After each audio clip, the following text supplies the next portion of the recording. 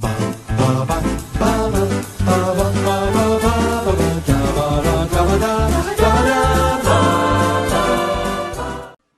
I'm Thomas Carruthers. I'm Will Leggetter. And I'm Rhian Holmes. And today we are kicking off our next fortnight, which rounds out block number 8, or season number 8, whichever way you have it. And it's, as I think you alluded previously, we're sort of playing to the masses with these past two. We did Tarantino, and now we're doing Wes Anderson. And it's not that we're selling out, because we do love Tarantino as exemplified with the episodes, and I strongly feel that we love Wes Anderson. You've got more Anderson blind spots, I think, this time round, haven't you? Yes. Yeah. We are. As Hannibal Lecter would say, I would not. No, because he says I, however, cannot. Doesn't matter. Sometimes we go chronologically. We're not this time. We're mixing it up again, and we've inadvertently made a structure of, I believe, correct me if I'm wrong, we're starting with your favourite, and then, well, I know we're ending with mine, but I believe we're starting with your favourite. So why don't you tell us what it is, Will? This is indeed my favourite Wes Anderson. It's the wonderful, fantastic Mr. Fox. So it begins. Welcome to the fantastic world of Mr. Fox. Woo! Should we dance? Woo! His life is fantastic. Pure wild animal craziness. His wife is fantastic. If what I think is happening, it better not be. His neighbors, not so fantastic. This is Bogus, Bunce, and Bean, 3 of the meanest, nastiest, ugliest farmers in his valley. What was that? They're digging us out. But they're about to discover. Oh, Foxy. Is help on the way? He's one fox. I've got an idea. You can't out-fox. Mole, what do you got? I can see in the dark. We can use that. Rabbit, I'm fast. Badger. Demolitions expert. What? Since when? Here, put these bandit hats on. I don't have a bandit hat, but I modified this tube sock. We look good. Yeah, we do. Which was just when it came out. I think this is probably my introduction to Wes Anderson, to be honest. And it was just a really nice, charming, feel-good film. And it's a family favourite now. Yeah, It is, without a lick of doubt, a perfect film. yeah. I, of course, say this a lot about films, and I still have my changes, but as I always do. I just can't really pick a fault in it. I know I've just completely, what's the word of been hypocritical, because I do have changes, but it's just flawless. It flies by every time. The only security is if old hunting beagle laced some blueberries with sleeping powder. Beagles love blueberries. A titanium card. What's this thing you do, the whistle with the clicking sound? That's my trademark. We're different. We all are. Him especially. But there's something kind of fantastic about that, isn't there? I can fight my own fight. No, you can't. I guess we should start doing something, right? Let's see some hustle. Yeah! Woo! This fall, forget Super. That was close, rat. Be careful. Oh, I'm as careful as Ignore incredible. I can fit through there. You wanna know why? Why? Because I'm little. It's all about It's in and out. Obviously, it's stop motion.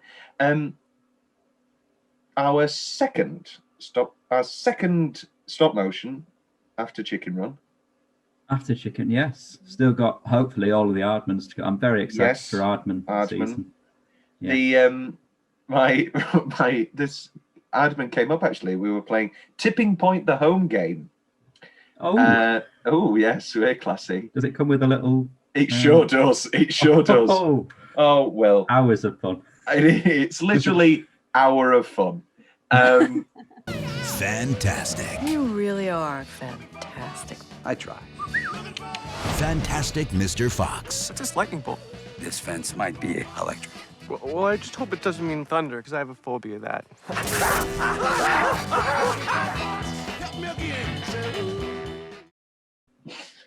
What does Sondheim say about his catalogue of hits?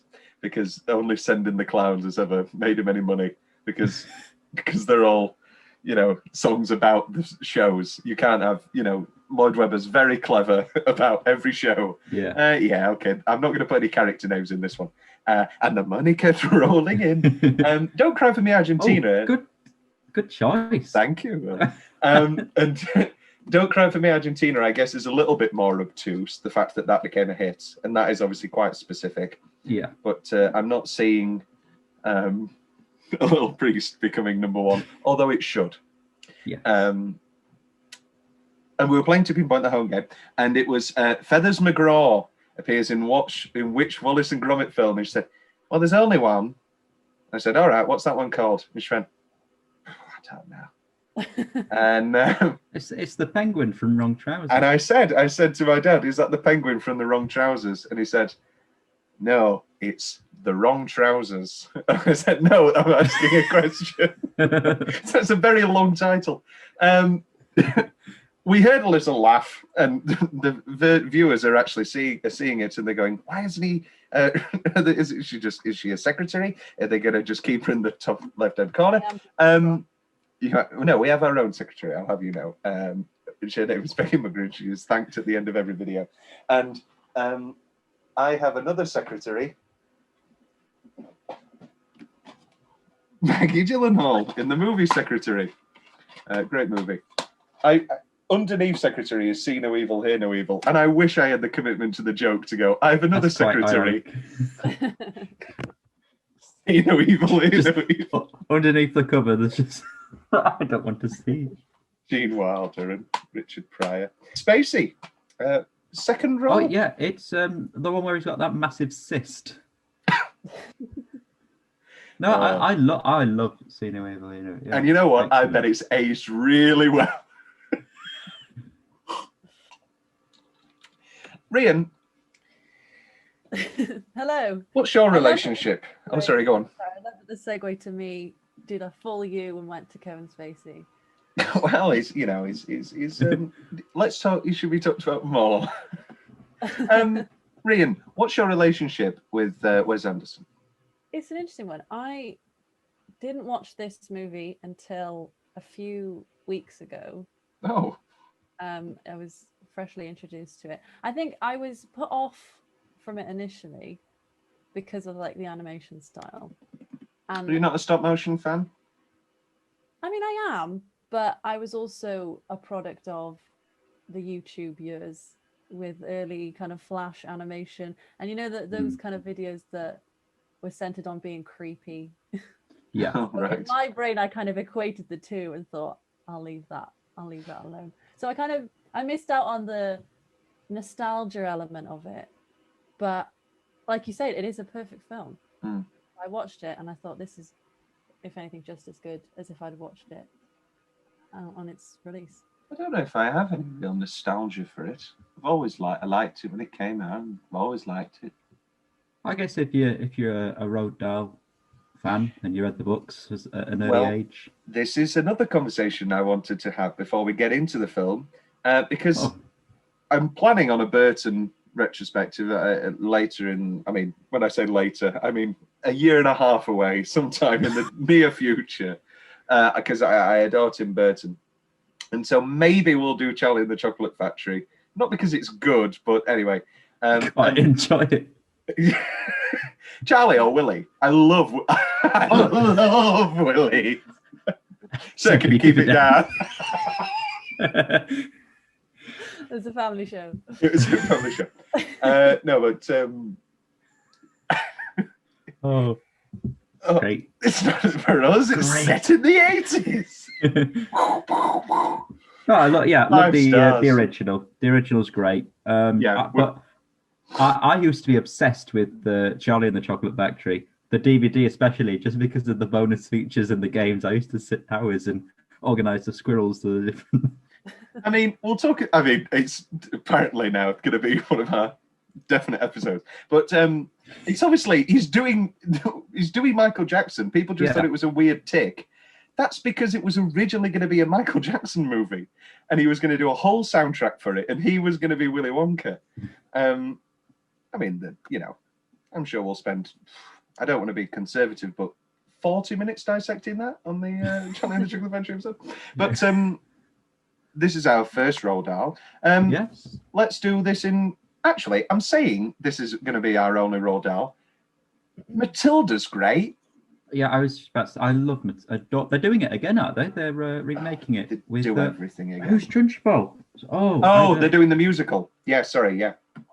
They're doing. Yeah. So it was originally Ralph Fiennes, because in the musical it's drag, but now it's going to be Emma Thompson. That's it. Is it? I think that'll be good. Yeah, I'm fine with. You can't beat the original for me. Danny DeVito is a wonderful man. Danny DeVito, one of the most underrated directors. I mean, I don't want to say of all time. He's very underrated. That's all I'll say. Matilda's excellent. What's the one he does? Because he likes to narrate all of his directorial stuff. What's the one with where the couple move into the house and it's all falling apart and the neighbours? Oh no, that's Duplex. No, that's Duplex. That's Duplex. Duplex. We don't like Duplex. We like The War of the Roses, one of my all-time favourite films ever. Danny DeVito narrating Michael Douglas and Kathleen Turner divorcing. Oh, I literally just kissed. I just ate Kathleen Turner's head with that kiss. But an incredible, one of my all-time favourite dark comedies. You're gonna love War of the Roses. But where was I? Danny DeVito. No, Roald Dahl. Are we book people? I adore books. Yeah, I was a big Roald Dahl kid back in the day. I think I was. I think I read them all. I wasn't up in the attic, waiting for the grandkids. The non-fiction ones. I didn't enjoy. Going Boy. No, different. Yeah, I think it was just Boy. Wild? I was about to say About a Boy. Yeah, Boy and the Wild one. I wasn't a fan of them. But now I love non-fiction. But yeah, they were just a bit naff. Danny's Champion of the World as well. I didn't enjoy that. I like the Twits. I think the Twits were one of my favourites. Twits. SEO Trot, the lovely Dus Snuffman, Judi Dench adaptation. Oh, wonderful. It's always a good sign when on your Wikipedia it goes screenplays, influences, television, death and legacy, criticisms, anti-Semitism, other racism, and misogyny. Let's talk about the books. Yes, Boy, Going Solo, and Danny the Champion of the World are the sort of pseudo autobiographical ones. If we were to say full stop, favorite Dahl book? I think for me it is Fantastic Mr. Fox. It is an excellent. I think I very much enjoyed as a child George's Marvelous Medicine. Yes. I like the conceit of it. Rhian, what's your relationship with Roald Dahl? Well, he was very much a staple of my education growing up, being from Wales. Is he Welsh? He's Welsh. Oh, for God's sake. Investigation has just gone. Oh, no. Ha ha ha. Secret Welsh the whole time. So I remember, I think we did About a Boy for English literature class. With Hugh Grant? Like, unpack it. Do you mean Boy? No.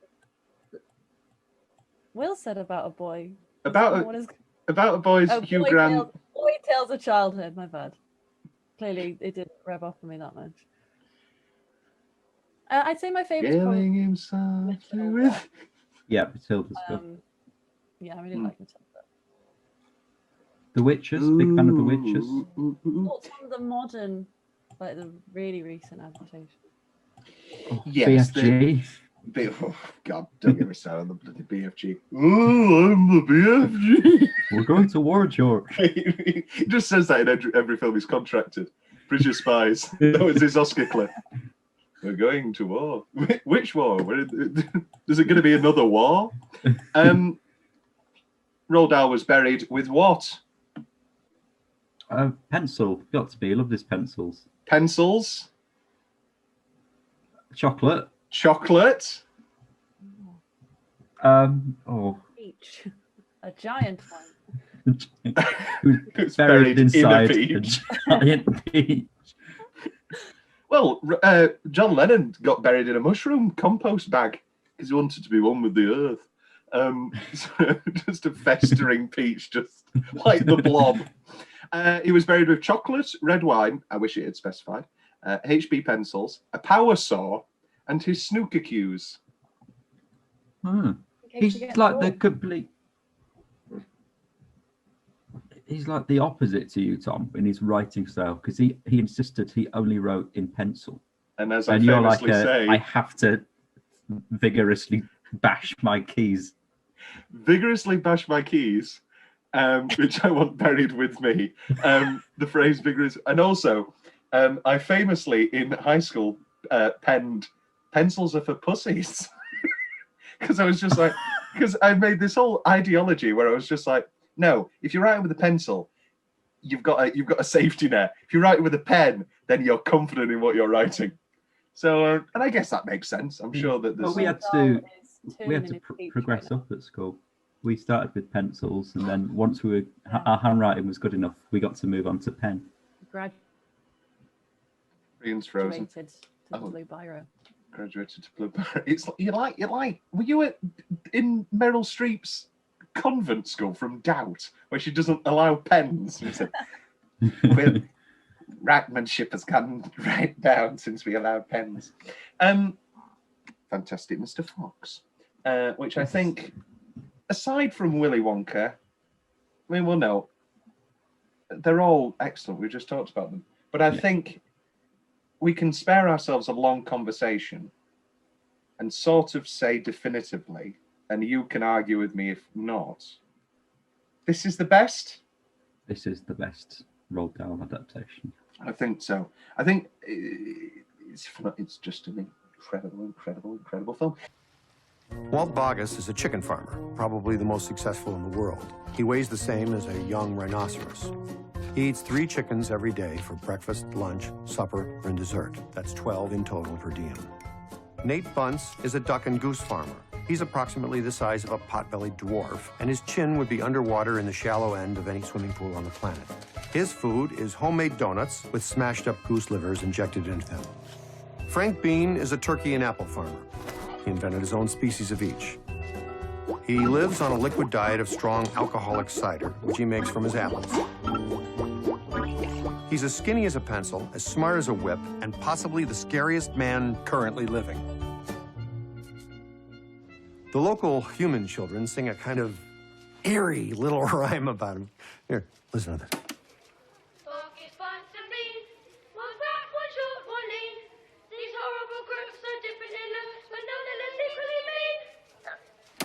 In summation, I think you just got to not do it, man. That's all.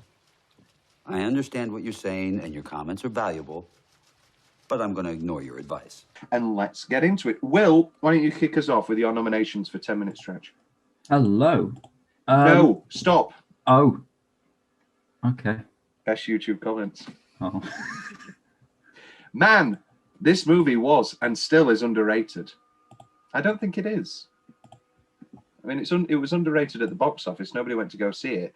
But I maybe it's because we're sort of, the Wes Anderson generation, could you say? I think now it's coming back into fashion because I mean I'm on TikTok, so I've seen kind of clips of scenes and audios that have gone viral, and it's one of those things where not everyone knows where it's from, and then they remember, or they'll like go and look it up. It's weird how pop culture takes a turn. Are you a TikTok person, Will? No, I've made a few. I get sent a lot. I'm probably the same as you, Tom. You get sent a lot. I have a version of TikTok which is my sister picking out 3 a week and going, "You'll find these funny." I'll have to send you one after this. My current favourite. So there's this guy who does a really good Lin-Manuel Miranda impression, And it's like if Lin-Manuel Miranda was playing the Beast, like all these, and it's I just love him. He's hilarious. I hate Lin-Manuel Miranda for a very specific reason, and that's because I wrote a 3-act play called Clara, and the lead character was called Lin Miranda. And then suddenly this bloody guy comes with his pissing Hamilton, and now I say, oh yeah, and the lead character, it's about a woman. It's the 60s in London, and she's in an abusive relationship. And a guest comes to stay at her B&B. What's the character called? She's called Lin Miranda. Lin-Manuel Miranda? No, her name's Lin Miranda. I don't understand what you're saying. Then it just turns into Step Brothers. Are you saying Pam? Are you saying Pam? You're very married to character names, aren't you? I like character names. Is really done. You need to. Well, this is the thing. I'm married to character names, but also not at all. I don't spend any time on it really. Usually, I look to the left of me, and there's usually a pile of books, and I go, okay, Tennessee Gatsby. 10 Tableton. Yeah. Multi-purpose wipes. Well, I'm just reading that. Based on the book by the author of Charlie and the Chocolate Factory, lol, do they not think people would have heard of Roald Dahl before? The UK trailer had his name. I guess maybe the makers assumed his work is better known than he is outside of the UK. A lot of younger people haven't heard of him in this decade. This starts a full conversation. Unfortunate, as it is a whole, as a whole, we Americans are not well versed in any literature, modern or classic. It is a sad state of affairs when books with pictures of cats with amusing captions are selling better than George Orwell. This continues. Oh God. Good for you. Still entirely missing my point though. Guess I can't expect people to be able to see past the ends of their own noses. And then, what's a book? And then he goes, you don't know what a book is? It was like, lol, bullshit. Everyone knows who Roald Dahl is. You can't pin everything on kids these days. Continues. Quite true. Who? Who is Roald Dahl? And then it ends with a rather nice note. Well, I am from Pakistan, and I have always enjoyed reading Roald Dahl when I was a kid. Love heart. Oh, very nice. I love YouTube. And that's that. Now, Will, 10-minute stretch. Now I get to speak. Yeah, I've pretty much separated it out into the 3 main events. So I've gone that the first raids of Boggy's Bunts and Bean Farms. That first sort of reminded me. I mean, George Clooney. I was watching. I mean, you'd expect better, but I was watching Ocean's 12 last night. Will, I'm sorry. I'm going to cut you off right there. We may very well be the same person, because tonight me and the family are sitting down to watch Ocean's 11 because my mother has never seen it. Original or remake? Very good. It's the remake. The original doesn't exist. Yeah. The original is so boring. 10 minutes of walking out of at the end.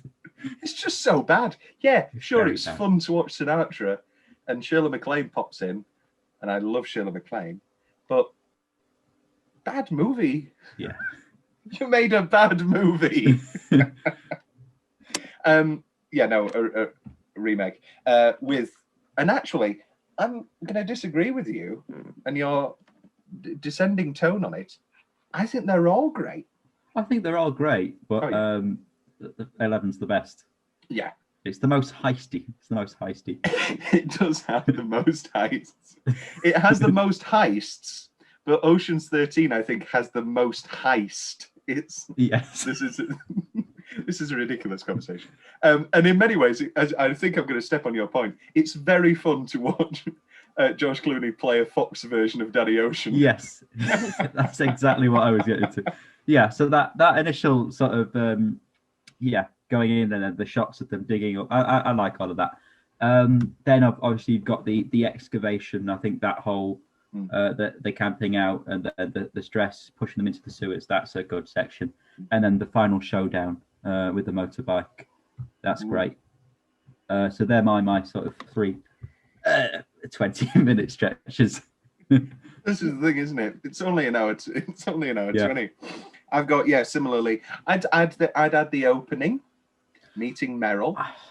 Not a big fan of the opening. Oh, This is in my change. Yeah. All right, then we'll table that. We'll put a pin in it. The master plan, the dig. I've put dig/murder, trying to murder them. Oh, yeah. I don't know whether it's. I think I'm going to put it in single minute actually. So I'm going to table that as well, and then the rescue. Rhian, have we missed anything out? No, I had the opening. I think it sets the tone really well. Mm. And the rescue mission where he's going through all the animals and their Latin names. Yes. I think maybe this is a larger conversation, but seeing as this is our first Wes Anderson, I think we should touch on sort of the people that don't like Wes Anderson. And it's like, it's very, very easy to parody. And it has been parodied very well multiple times. And some people said that I think Life Aquatic with Steve Zissou is probably his least successful film. I don't agree, because I think that's very good as well. But it feels a bit like a parody of a parody of a parody of a parody. And I think where I enjoy Anderson's film most is when it goes back to that Rushmore route of it's that heightened style, this very performative, everything's perfect style, but it's also got great scenes of humanity and drama, and real talking, not just talking in Latin names. And Is this Rushmore that you've ripped off? Well, no. The first screenplay I ever wrote was called Love Itself. And it was about a love triangle between a teacher, a student, and another teacher. And it was basically just Rushmore with a murder plot added in. It never got made because I gave it to my mum. This was, what was I? I was 11. And I gave it to my mum. And I still don't think she understands. Anytime there's a mother in a film, she goes, is that based on me? No, it's just a mother. And she was like, people are going to think you fancy your music teacher. No, that's just the character. People are going to think you fancy your music teacher. It's not right. It's not right. And at 11, it's a pretty safe assumption since school should be all you know and not this vast world of Hollywood. Yeah, I guess. But I had an incredible one-shot planned, and it was going to go through all the corridors. In many ways, I do wish it was fake. It's terrible, and I don't know why I deleted it. I bet it is. Yeah, it's really bad. I wish I didn't delete it when but I deleted it like 5 years ago because I was just like, no, I'm a real serious poet. No, I'm going to delete it. Sustain. And I wish I didn't because it'd be quite funny to look back on. It's a shame. But yeah, no, Love Itself is a complete rip-off of Rushmore. And we'll get to Rushmore because it is not just my favourite Wes Anderson, but it's also one of my top 20 favourite films of all time. Which leads us on to Tom's weirdly specific favourite part of the film. I think we may have, between us all, the most weirdly specific favourite parts ever for a film because in many ways it's a film made of weirdly specific. Every gag is a weirdly specific. Here are a few. Glowing. I love it when they turn into those fake. Yeah. Well, I mean, they're all fake. Well, that's. But it is exceptionally well done stop motion. I know it's redundant to say. It's a beautiful film. It's one of those things where we take it for granted all the time. It's like anytime you get a stop motion film, you just go, "Oh yeah, no, this is really well animated." You never actually, but it shocks you every time. Like when we did Chicken Run, and we were going through the amounts of clay being used, and I thought, good God, you watch it and you spend 70 minutes with it, and you go, "Oh, I wish it were a bit longer." But then you realise that it took them 5 years, 5 years to make.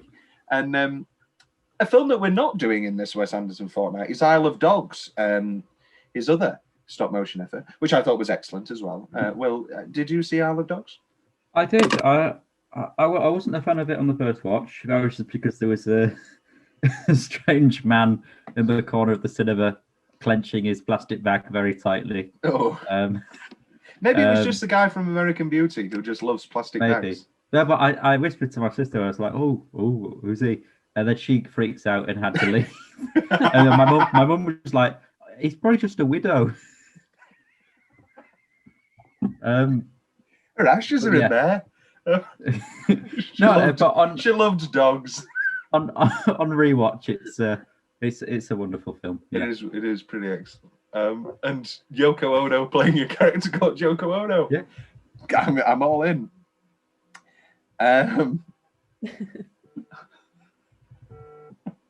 Where'd you go from there? Oh, that's true. Yeah, Yoko Ono, full stop. Let's see some hustle.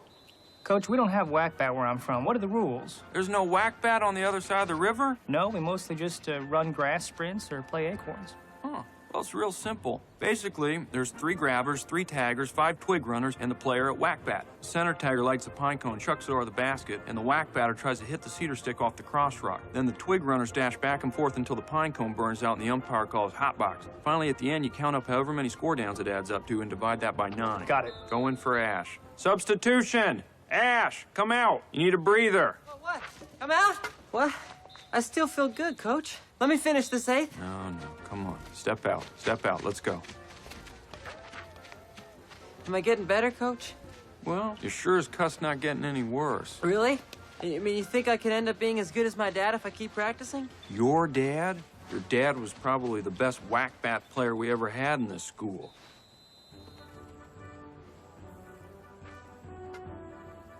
No, you don't want to have to compare yourself to that. And then we lead into other, heroes and villains. We'll get to it in Soundtrack and Corner. It's just an all-timer from the Beach Boys. Just can love Beach Boys, and there's some great Beach Boys in this. I love the real estate weasel, who is voiced by Wes Anderson. And he's going, "Hi, I'm over here. The diving is just very aesthetically pleasing. I love the train going by. Every time a train goes by, it's just, again, everything's so aesthetically pleasing. I love when the mole is gnawing on the chicken. Was this a stressful film for you, Rhian, as I don't know what the correct term is, vegetable? No, on account of the fact that they are all animals, and they're at liberty to do as they please. I would never push vegetarianism onto wild animals.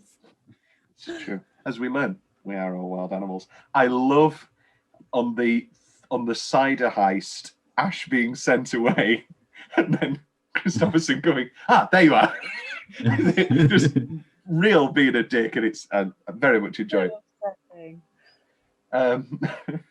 I love Bean being lit up by a cigarette. Very, very lovely. People don't message me at all, and I get 4 messages in 5 minutes in the middle of a podcast. It's very good. I love the foxtail, how brutal that is. Yes. And that being stitched. The cone, ding, landing in the cup. I love him feeling the wall. You've got to feel a vibe. I love... And I forgot, this literally made me laugh out loud, even though I was sat alone. And it was, well, I know it'd taken a long time for you to finally take me up on the opportunity of a dinner. And then, what's this Badger talking about? Thank you, Badger. Sit down. It literally made me laugh out loud. He's just a douchebag. It's great. Let's eat after he's done the fake. Oh, sorry, I was just getting into it. And I love the cuss graffiti in the back of the ambush. Will, your specific favourite part? They're mainly Kylie moments because he's just a strange guy. The bit about when he's got his titanium card out and it's like, oh, and then he tries to replicate it, and then obviously when he's got his he tries to have his own thing then because George has got his. It's like, I'm doing my. Yeah, that's great. Let's try. Let's try. Go on. Let's try. Do your best. Go. What the? Yeah, whistle and click. Go on, do your best. I can't whistle. Can't whistle. No, which is why I can never be Swedish. I'm smiling. I can't whistle when I'm smiling. That was all right. That was all right. Slap my face. This is great for you audio people. That was loud. Oh, that was quite good. Very, very beautiful. Comes first, does it not? I thought it goes whistle and very good. You just can't beat George. I'm gonna. You know what? I'm gonna spoil it. No, you go. You keep going, Will. Thank you. I've got a minute. I've got that whenever again Kylie, I love Kylie, but whenever he just goes boz-eyed and spirally, and George is like, "What is this? What are you doing? You need to let me know when this is going to happen." Can you give me a sign? Yeah. Was that the sign? Was that the sign? Yeah. And then I've just got speaking foreign language to the wolf. Yeah. He's very fluent. Very fluent in French. Fantastic. That'd be the Wes Anderson parody name, like Fantastic Mr. Fox, who is fluent in French and from Finland. Rhian, any specific not a favourite parts? It's got to be. He's just different. That is my favourite bit of all time. The tree viewing. I know you touched on it, but just that moment, just to tell you that this isn't going to be a kids' film. I mean, it is, but it's got. No, it doesn't even have to be rude to appease adults, but just that little kind of improvisational, bantery dialogue is just brilliant. I love the squirrels moving in and go, lifting your legs, not your. What does he say? Lifting your legs, not your back. Priming, it's that sort of thing of like I think I've told this one of the podcasts before. Of sitting down watching Isle of Dogs with my ex, and I was very, very excited. And we'd done a little Anderson marathon. I made her watch those because I wanted her to be excited, and she was. Anyway, the story isn't about her. I feel like what movie is it where it's like, but this story isn't about her? Oh, lots of movies. Titanic. A woman. I know. A woman's secret. What is it? A woman's ocean is the secret filled with secrets. A woman's life is an ocean filled with secrets. Oh, look at the use of color. God, I could go. No, why did you bring up Titanic? Picasso is something you won't amount to a thing. This ship will sink, I assure you. It's made of iron, sir. It's a mathematical certainty. Ship can't sink. Who is this Freud? Is he a sailor? Is he? They've marvelled at Titanic's gravity, but now I want them to marvel at its speed. And we're done. I'm glad you got that out of your system. It's like an exorcism. Your money can't save me any more than you can. It all needs to come out at once. Very smile, of course. Right. What was I talking about? Going to see Isle of Dogs. Isle of Dogs, yes. And I was laughing out loud at Edward Norton doing a Woody Allen impression. And this bloody kid was sat next to me with the biggest hot dog you've ever seen in your life. Oh, yes. No. Ooh, no. The only food that's allowed in a cinema is quiet food. Are quiet, odorless foods. Popcorn has its own smell, obviously, but it's more or less odorless. That is why it's the cinema treat. A big nacho and a big sausage. Oh, God. What movie did I watch the other day where somebody said they were allergic to bratwurst? And I thought, that's funny. I think it was Behind the Candelabra. God, I love Behind the Candelabra. Great film. I love Michael Douglas, his second mention. Will, help me. I don't know what's happening. I was doing my specific favourite moments. Yeah, do that. The badger fight, in the lawyer's office. Wonderful, Bill Murray. Custom with me. Again, the whole train sequence. I just like that it's one wide shot and not kind of zoomed in on anyone's like any one person's perspectives, and that just the fact that he can just take the time to have him kind of climbing down the bunk bed, sitting down, turning the thing. It's just a lovely style. And yeah, the glowing, and Foxy and Ash's redemption, where he's sat on the stoop and he's like, did I ever tell you the story? And he's like, yes, you tell me all the time. And then he says, I'm so glad it was you. Oh, very good. Wonderful Jason Schwartzman in this film. Let's just go down this cast and just reel off some names. Clooney. Also, how deep are we into this? And we've not mentioned the name Meryl Streep. 3-time Academy Award winner Meryl Streep is in this film. And she's wonderful. And she's great. Bill Murray is the Badger. However, I dare say that the best voice performance in the film may be, well, no, it's a tie. Willem Dafoe as the Rat and Michael Gambon as Bean. Yes. both good contenders, but I would posture the Justin Timberlake. Justin Timberlake? I swear he's in this. What? I swear he's in this. You thinking of Isle of Dogs? No. Okay, give it a Google. Adrian Brody is the field mouse, apparently. I found that very funny. Brian Cox as Action 12 reporter is very good. But also, the...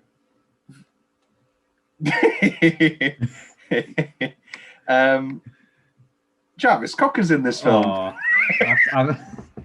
I was going to hoping you'd save it for best single minute, but oh no, we can. You know what? We'll put a pin in it. We'll put a pin in that as well, because I just laugh anytime he's put, because they've made the puppet look exactly like Jarvis Cocker, and so anytime he is in the background of a scene, is Justin Timberlake in this movie, Rhian? I don't think he is.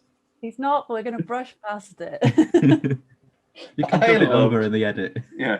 Yeah, that'll be my Meryl Streep. Meryl Streep. Like in Drop Dead Gorgeous, where they do the automated voice. And he's coming to your town, Oklahoma, Cincinnati. Very good. Love Drop Dead Gorgeous. Rest in peace, Adam West. Soundtrack corner. It's a great field here. So we always split this into best use of a song and best song full stop. So let's do best use of a song first. I like the Boggis Munson Bean theme. Yeah. That's great. And it suits its purpose very well. So I think you've got to argue that is the best use of a song. Because when it's like slow and it builds the suspense, and then you've got the jovial. Yeah, and the sort of whistling, sort of Western vibes it gets. Oh, yeah. I like it a lot. However, I don't know what your issue with the opening scene is, well, so we'll get to that. But the needle drop of Heroes and Villains by Beach Boys is incredible. Mm. And also the needle drop of Let Her Dance, Bobby Full of Four. Great track. So I think I'm going to give, best song full stop is probably Street Fighting Man by the Rolling Stones. That's not just an all-time song. Well, no, actually, we kind of have to give it to I Get Around. That's like arguably one of the greatest songs ever, so, which is also just in there. I also very much like the Beach Boys version of Old Man River. That just perfectly sets the scene into that little Old Man River. That old man river. Any nominations for best song full stop? There's a certain song I have in mind. Maybe I didn't do the research, but maybe your most quoted reference in all of our episodes ever. Anytime anybody mentions a song, and anybody, arguably, it doesn't even have to be a bad song, you will go, you wrote a bad song, Petey. Do I say that? You say it all the time. Oh, great. That's great. It's a great reference as well. It is a great reference. That's just bad songwriting. It is very good. Which moves us on to Oscar travesty. If I can get my share screen. So it's nominated for 2 Oscars. What do we think they are?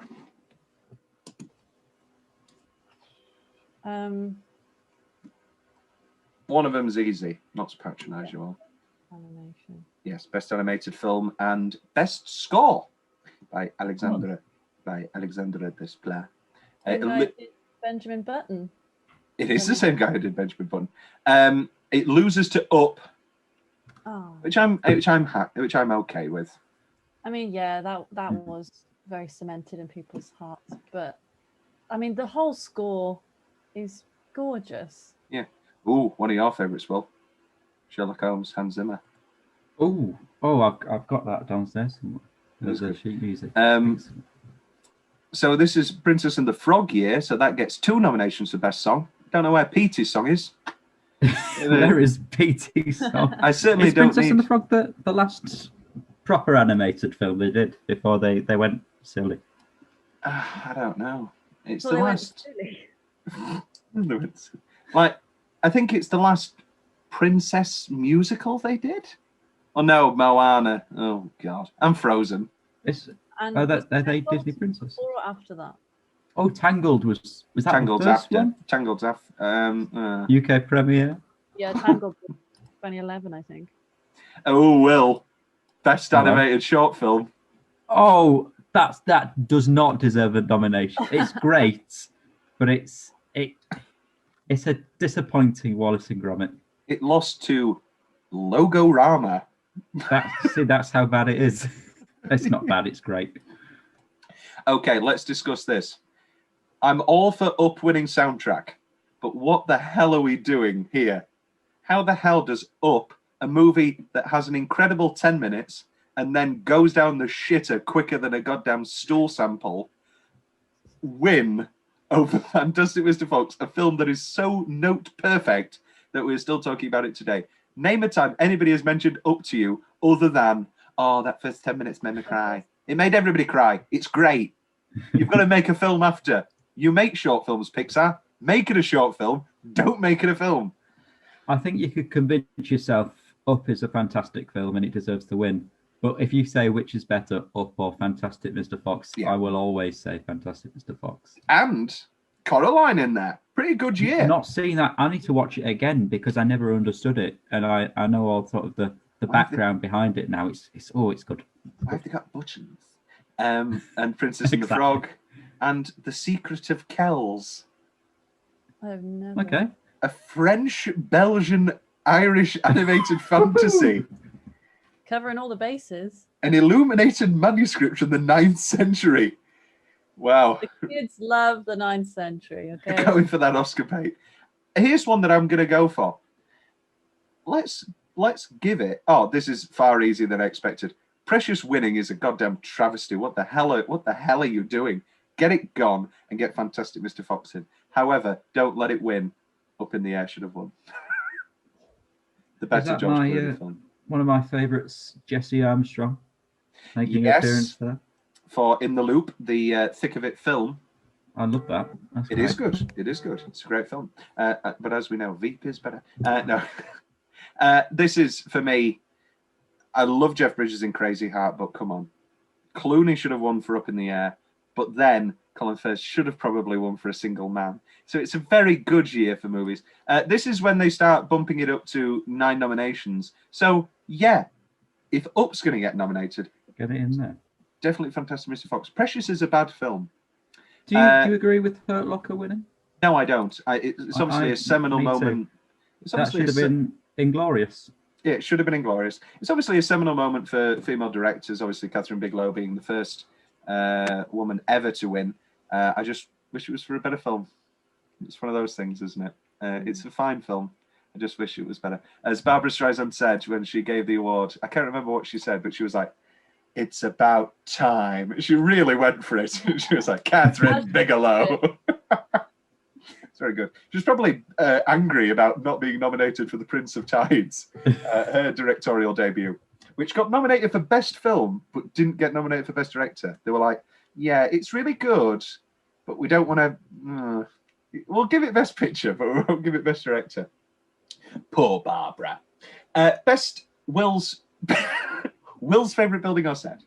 Oh, there's a lot to choose from here. It's There sure is. I mean, we should just mention now Wes Anderson movies. The way he does them, they're just beautiful to look at. They are. Regardless, I think some standout sets are sort of the dinner table with him in the middle. It looks something from a strange Sylvanian Families set. They do look like Sylvanian Families, don't they?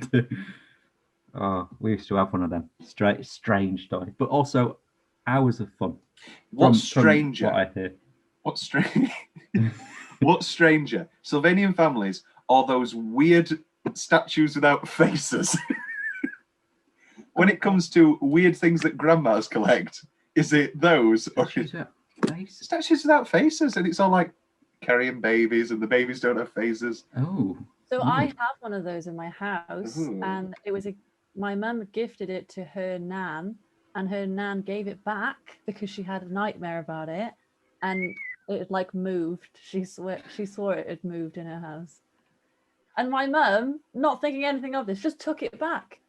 Like, surely you'd just throw it out. It was gifted by a voodoo witch that I met on it. I also bought a mogwai. I'm not going to grab it. I could grab it. I have a mogwai. I have little gizmo. That's the terrible... We should do it... Well, we shouldn't do a whole podcast. I don't know if it has legs. But great gifts from exes that are too good to get rid of. Yeah, I've got a few of those. Yeah. Mad Men on Blu-ray, the whole season. God. Oh, I'm going to get rid of that. Yeah, which leads us into... If you go into full stop, Will, what would you say? Oh, I don't know, because I really like the street fight at the end. That big, long, panoramic terrace. Oh, that's great. Where they go into suburban terrorism acts, blowing up and firing. I do love that. And I'd another nomination, the sort of the sectional view, where you see half underground, half top with the free farms. Gorgeous. It's very fun. Gorgeous. It's very aesthetically pleasing. Who am I, Kylie? Who, how? What now? Why a fox? Why not a horse or a beetle or a bald eagle? I'm saying this more as like existentialism, you know? Who am I? And how can a fox ever be happy without you'll forgive the expression, a chicken in its teeth? I don't know what you're talking about, but it sounds illegal. Here, put this bandit hat on. Maybe you're a medium. Take it off for a minute and don't wear it around the house. One bite, get it? Are you listening to me? I look into your eyes and I can't tell whether you're getting anything I'm saying. You think he's gonna tell on us? Before we go any further, from now on, can you give me some kind of a signal once in a while just so I know any of this is getting through to you? Is that it? Okay. All right. There's another one. You're getting a little long in the tooth yourself, partner. Being security. Why are you wearing that badge? What is it? It's my job. Best single minute. I ended us last time, so I'm going to kick us off. Introductions to Boggers, Bunsen Bean. Brilliant.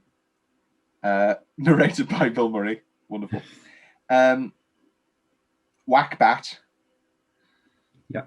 The rat fight. And the death of the rat. Yes. The fire ambush and the banquet. Just delightful. The guy and the kid on the piano and the rabbit. Just wonderful. Rhian, any nominations for best single minute? The waterfall kind of theme. Oh yeah. Between Felicity and Foxy. Just every She's frozen. time you think, okay, it can't get more hitting and adult. Do you catch that? Yes, it did. Yeah. Just when you think it couldn't get kind of more gut wrenching, they'll say something else like, "I love you too, but I should never have married you." Like, And come on. I forgot that doesn't really have a payoff. There's no scene where she later says, "What I said at the waterfall, I disagree with. I'm so glad I married you." Like, they're in love in the later scenes in the supermarket, but she really needs to say, "I'm very glad I married you." I think it was more of a thing of like, I shouldn't have married you for you because this isn't the life that you were meant to lead. But then he ends up saving them, so it's kind of like fine. Well, it's in many ways it's a precursor to because this film is Ocean's written 11. in Ocean's 11. Yeah, you're a liar and a thief. I only ever lied about robbing. What does he say? I only ever lied about being a thief. I only ever lied about robbing. Look, Batman confessing to his gay affair.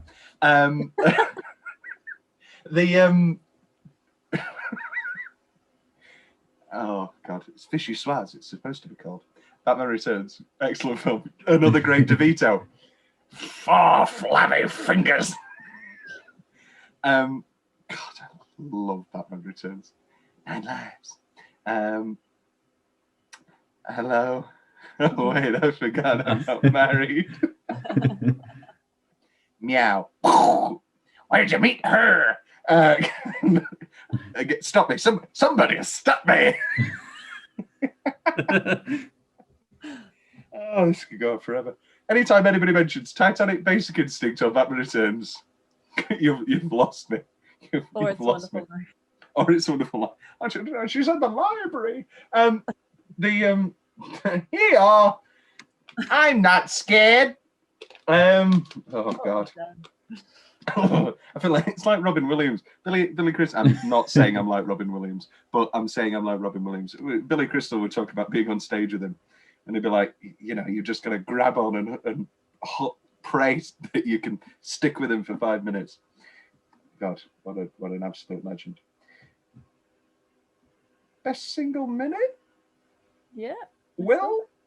Hello, I've got the exact same ones as you. Like talking about the rat fight and sort of that tense moment as well, where they're hid behind the cider, like melted gold. Oh, it's great. That's Helen McCrory. It is. Voicing. Yeah, it's a litany of talent. But I think there is a certain minute that's very special in our hearts, and it's Jarvis Cocker singing "Diddle-I, diddle-I, diddly, diddly."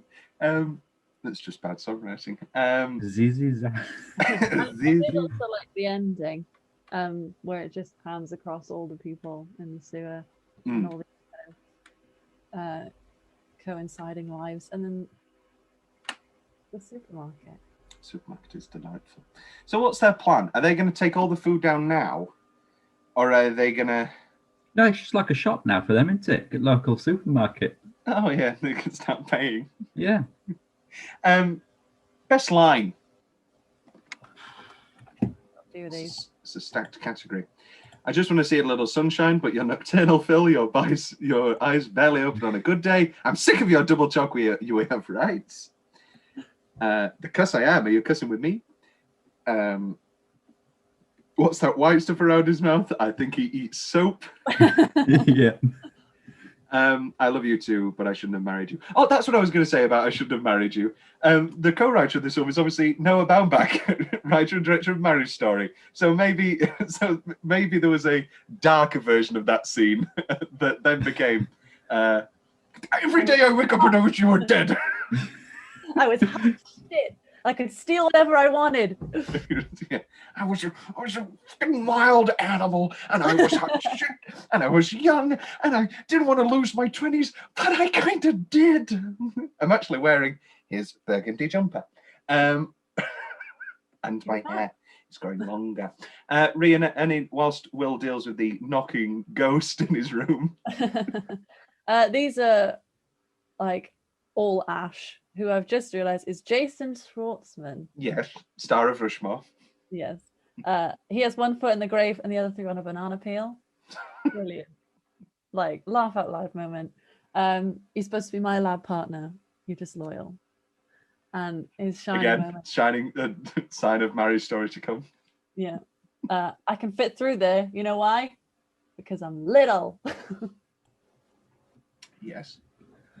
So the loan shark came to the door asking me for money. There's somebody at the door. There's somebody at the door. Because I'm the boss. Well, any nominations for best line? Oh, has anyone said the back to my man Kylie? I don't know what you're talking about, but it sounds illegal. No, I haven't mentioned that. I like that. Great moment for Kylie when he just does dialogue from Rebel Without a Cause. You say one thing, he says another, and then you switch around again. And it's not, and they don't do "You're tearing me apart" because that would be too obvious. But they do the lead in, and I appreciated it. Wes, You did remind me of another one though, where Meryl says he's going to kill the children over my dead body. Well, yes, exactly. You'd be dead too in that scenario. What's the Meryl one where she goes, "If what I think is happening, better not be." Very good. Any other nominations, Will? The bit where he's got no, I'll save that for any other notes because I never have any, and I'd like to have some this time. That is true. Which leads us into what's the change? We've lauded this film. We've said it's perfect multiple times. Do we have any changes? Will? We talk about the opening. Oh yes. What's your big deal with fine. this? It's great. I don't know. I just always felt it's a bit. I want to see them heisting. I don't know. But they are heisting. Yeah, they are. But I feel like there's a bit like subdued in the very beginning. Yeah. And then it kind of launches in, so you don't really know what to make of it at first. I've got nothing against it. I've always felt iffy. You can lose the chapter titles for me. I think it's a bit kitschy. But I think it works with the style as well. Yeah, it works, I guess. Agnes makes the 5 most important people in his life. Fucking Agnes. Yeah, have they ever She's had a done well. conversation? I mean, I'm happy for Christopherson, but she's one of the 5 most important people in his life. And also, this is a larger conversation, but I can't explain it because this gets proportions wrong as well. So why is it such a big deal in Cats and not in this? I have an answer for this. Okay. I think because you mentioned how good the animation is, but I think what makes it so good is it doesn't feel like it has to rely on realism.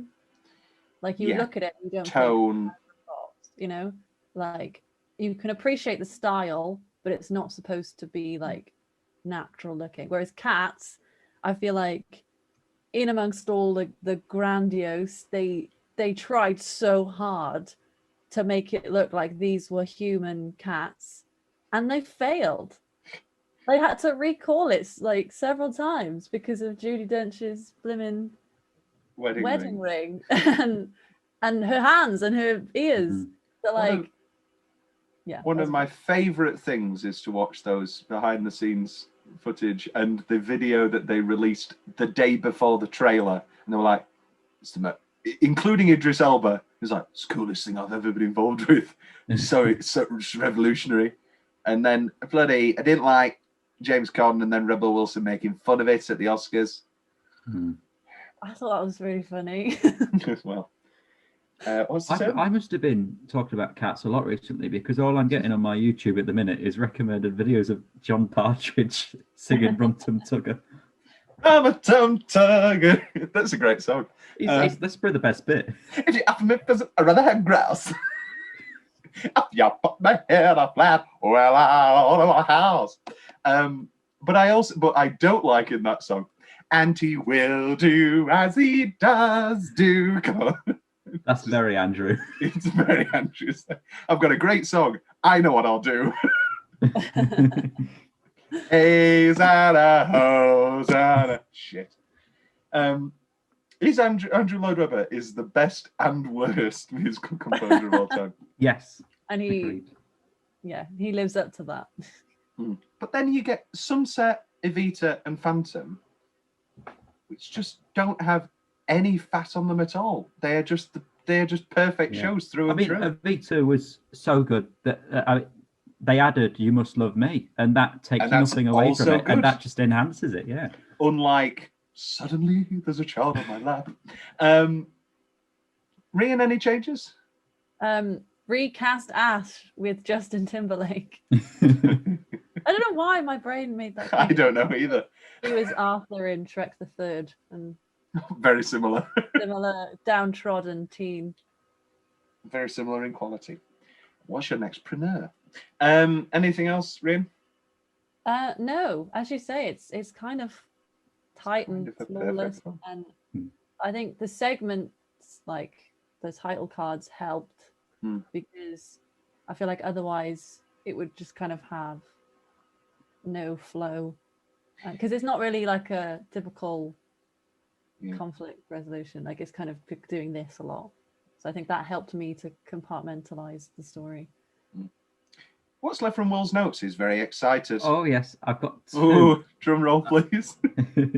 So I've got I forgot what it is. Yeah, I like when they put balaclavas on and Ash has got a sock. That's great. Yes. Beautiful. And I like when they receive the letter back. Why have they written it in cut out bits of a magazine? Well, that's what you did, sir. Oh, I like that. What's he got on his walls? Antlers, aren't they? No, not those walls. The walls of his caravan, where it's like this little post-it notes. Is he trying to find the Zodiac killer? I don't understand. That's a reference the New Year's special of Doctor Who, Resolution, or Revolution of the Daleks, but you wouldn't have got it. I wouldn't have got it. No one else would, because it was awful. I literally heard nothing good or otherwise. This movie has a Zodiac reference with Brian Cox playing a TV presenter. In many ways, I wish it's the same guy. Am I speaking to the Zodiac now? This is the sound that's in my head.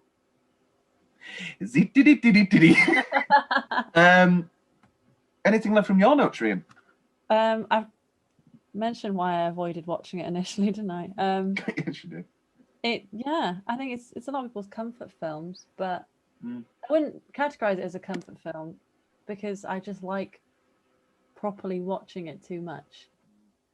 I think it's not one to be kind of enjoyed in the background because every other line is just pure gold. I don't know what it is about me. I hate background watching. We've talked about this before with Peep Show. I do the Peep Show, yeah. Yeah. I do it a lot. More now because my attention span has just depleted massively. But I don't know. I think there's something nice about having something that you have seen many times, so you don't need to be totally invested in it.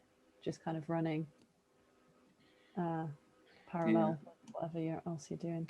I love watching films I've seen a million times with people. That's always good. But then I end up ruining it by speaking over the film. Yeah. Or I end up ruining it by the relationship ending. 5, 4, 3. What's left from Tom's notes? I've just put Oceans Jarvis science class. It's good enough. It's all been touched on. You put Oceans as well. I did put Oceans. Oh, it's great. It's great. Alternate ending corner. There isn't one. A few fun facts, though. We have. Indeed. CGI was only used in one scene, the flooding of the Flint mine, which is fine. It's obviously its own aesthetic. Yeah, you can't really stop motion water. Yeah. An ingenious thing is that they recorded the dialogue outside. Because always all these animated movies always have that same room tone, just nothing to them. We went out in a forest, went in an attic, went in a stable. We went underground for some things. There was a great spontaneity in the recordings because of that. I like that. Yeah. The original story was written at a dark time in Roald Dahl's life. He had already lost one of his 5 children to measles and witnessed another one suffer from water on the brain as the result of a car accident. So many speculate that this is why he wrote a tale portraying a father as a protector of a family. The movie is composed of, go on, higher or lower, how many shots? It's a 5-digit number. 5-digit number. And it's been rounded up. I'm going to go for 80,000. 80,000? I'll go 60,000. 56,000. Rhian takes it. And we move on to... according to Meryl Streep, this sounds like some serious bullshit. It sounds like the sort of stuff that people put on IMDb as a joke. According to Meryl Streep, when she was in London filming Mamma Mia, she stayed in an apartment block in central London. And one night she noticed a fox out of her bathroom window. Oh, that was dogs. Whose dogs are they? Oh, it's Will. Will's got wild dogs. And one night she noticed a fox out of her bathroom window. Both Streep and the fox, stone still, stared at each other for 12 minutes. Mesmerized by this experience. Sorry, 12 minutes? That's in Clearly writing. has nothing better to do. Early versions of this movie, you're all right, unmute yourself, Will, we can deal with dogs, because you're going to like this. Early versions of this movie cast Jarvis Cocker as an on-screen narrator, which baffled test audiences. Cocker said in an interview with The Observer, "I may turn up as a DVD extra in the future." In the theatrical cut, Cocker's spoken, not sung dialogue is reduced to one line. Oh, they did him dirty there. I'd enjoy him as a singing narrator. That'd be cool. More original bad songs. And also, why isn't that a DVD extra? Yeah. Why, never mind a commentary track, a Jarvis Cocker narration. The foxes are going into the hole.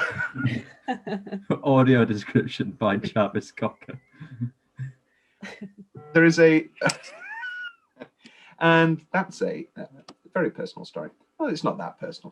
But there are certain videos that sometimes accidentally are pressed on that you don't realize are audio descripted. And it's very funny when you notice almost immediately that they are audio descripted. That's all I'll say there. The cast includes 3 Oscar winners. They are... Meryl Streep. Streep. Clooney. And Adrian Brody. And 8 Oscar nominees. Ooh. Justin Timberlake. No, he didn't get nominated.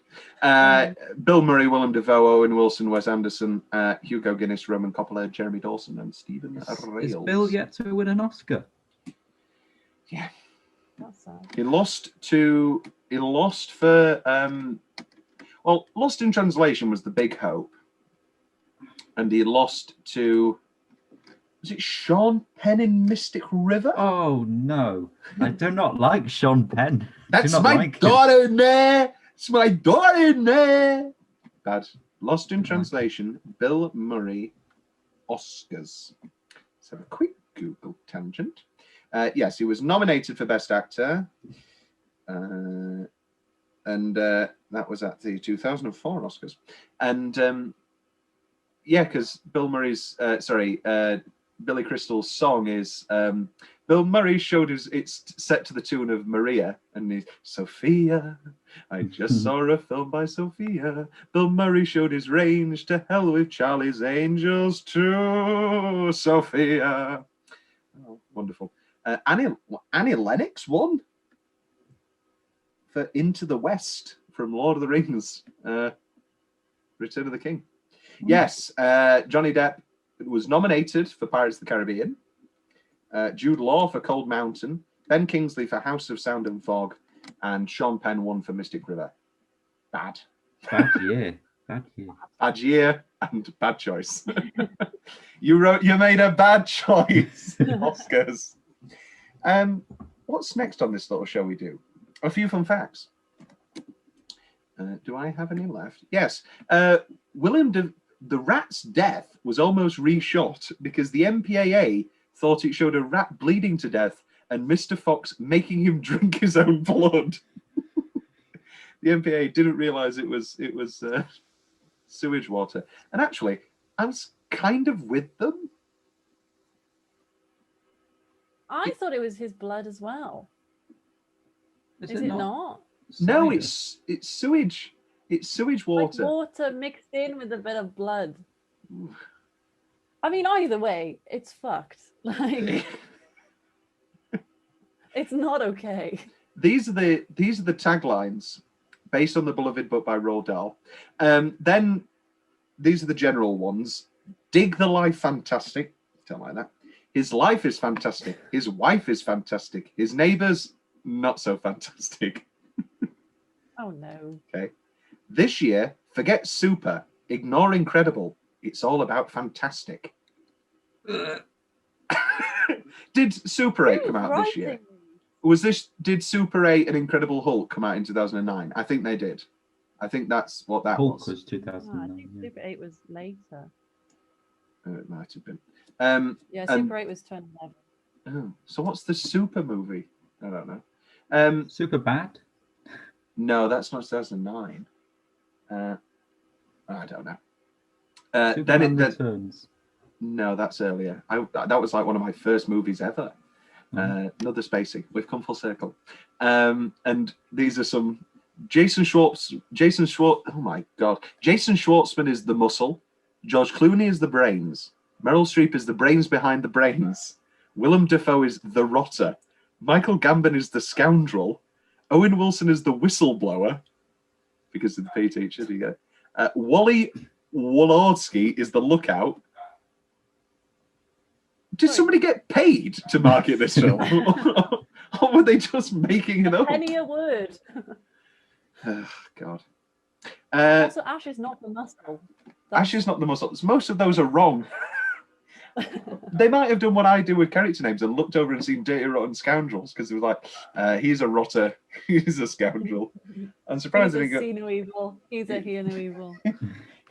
He's a secretary. He's a Woody Allen's Everyone Says I Love You. Great movie. Tom's big question. We touched on how perfect Clooney is. Is there literally anybody else who could have played Fantastic Mr. Fox? Because I was thinking, and I went through all... Yeah, I mean, we always say John Hamm. The fact that you love John Hamm this much already, and you haven't watched Mad Men yet, I can only imagine how much you're going to love John Hamm. You may end up with a framed picture of John Hamm as well. With a pretend signature. With a pretend signature. That was a less good gift from the ex. But it's still there. I just don't know. No, it's got to be George, hasn't it? And also it's helped by the Oceans thing, which is semi-obvious, but also not as obvious. Was the kid eating chocolate cake a Matilda reference? Bruce Bogtrotter. Ooh, maybe. It needed to be a bigger cake. Yeah. And thus concludes our first Wes Anderson. Next, penciled in anyway, is Tenenbaums. We're going back to the... We've got lots to talk about. Lots of great films. Rhian, any final thoughts on Fantastic Mr. Fox? Very, very good. Some might say. Fantastic. Wonderful. Will, it's all downhill from here. This is your favourite. This is your favourite. Any final thoughts on Fantastic Mr. Fox? It's fantastic, Tom. How do we feel about her saying Fantastic Mr. Fox in the film? I don't know how I feel. She doesn't say Mr., does she? No. You really are a fantastic fox. Do we need it? Do we need it? We don't need it, but it works. Yeah, it works. I'll do that. The next scene. Oh wow, that is a giant peach earring. I remember as a kid really watching a lot the stop motion James and the Giant Peach. Does anybody else remember this? I had an audio book, and I'd listen to it on my Walkman when I went on the walks. 39 steps. Just a different audio book. Smiley's People. The sequel to Tinker Tailor Soldier Spy. Yeah, that's about it. We've got other great Wes Anderson movies. And then to round us out, we've got Groundhog Day. Some great films to look forward to. And it's been a pleasure this week. Dabba dabba dabba da da ba ba ba ba ba ba ba ba ba ba ba